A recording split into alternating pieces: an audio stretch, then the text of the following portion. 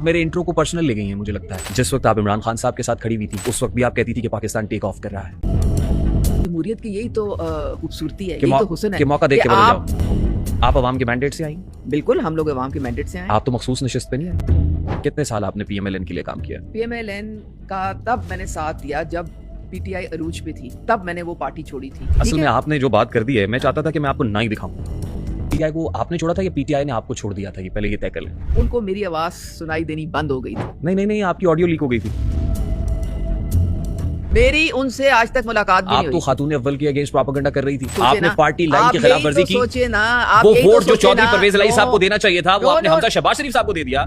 Party had disowned मी। आप इमरान खान को hero समझती थी, इमरान खान को मसाया समझती इमरान थी। खान तो ग्रैंड होगा था। मुझे आप ये बताइए कि 2018 में आप सच बोल रही थी या 2026 में सच बोल रही हैं? मरियम नवाज पर आपका मौक़िफ़ जब आप पीटीआई में थी तो आप ये समझती थी कि मरियम नवाज करप्शन की अलामत है।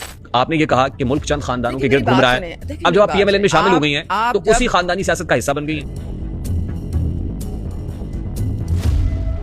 ये आप, this is none of your business. नहीं, अब क्यों? इट इज माय क्यों? बिजनेस। वो मरूसी सियासत जो उस वक्त गलत थी, आज वो मरूसी सियासत उसका मैं हिस्सा है। करप्शन के खिलाफ जंग कर रहा हूँ। उस वक्त इमरान खान विजनरी लीडर था, आज इमरान खान इंतशार पसंद है। हम आप बैठी नहीं, आज हमें टिकट बताएं कैसे मिलता है। आप भी साल लगाएं एक पार्टी के साथ, अब पाकिस्तान के लोगों के लिए निकले बाहर। भाई मैंने तो आपको एक साल में मखसूस नशिस्तों पे एमपी और वजीर आला पंजाब मरियम नवाज की फोकल पर्सन बनते हुए देखा है। आप हमें साल का कह रही हैं, आप हमें ट्रक की बत्ती के पीछे लगा रही हैं। तकलीफ हो रही है उससे।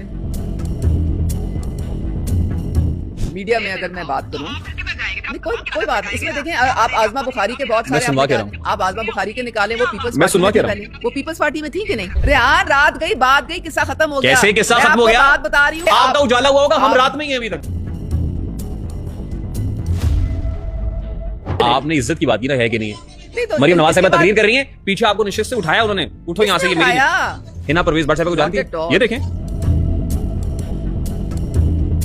इसकी भी सुनाए और इसकी भी सुनाए कि जब मरियम नवाज साहिबा ने आपका हाथ झटक दिया था कि पीछे हट जाओ, याद है आपको?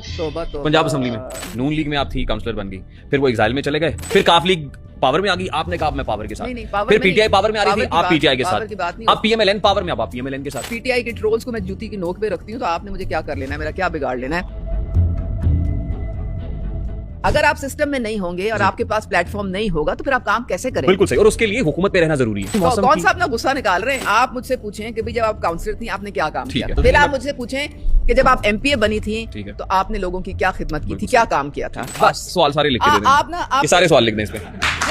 मैं वो सवाल कर लेता हूँ। मैंने तो सिर्फ आपसे ये पूछा कि कॉन्स्टिट्यूशन के टोटल चैप्टर कितने हैं।